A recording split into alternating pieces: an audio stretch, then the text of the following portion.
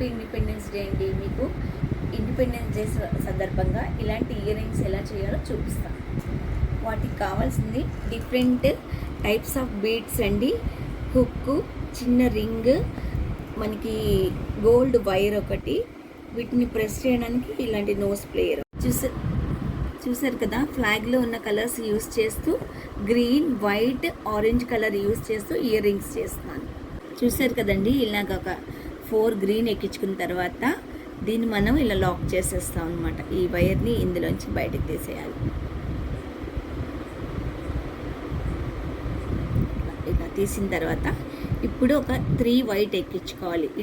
ఇప్పుడు ఒక 3 ఆరెంజ్ ఎక్కించేసుకోవాలి. ఈ రింగ్లోకి హుక్ పెట్టేసి దీన్ని మనము ఇందులో ఒక రింగ్లోంచి తీసేసి ప్రెస్ చేసేయాలన్నమాట.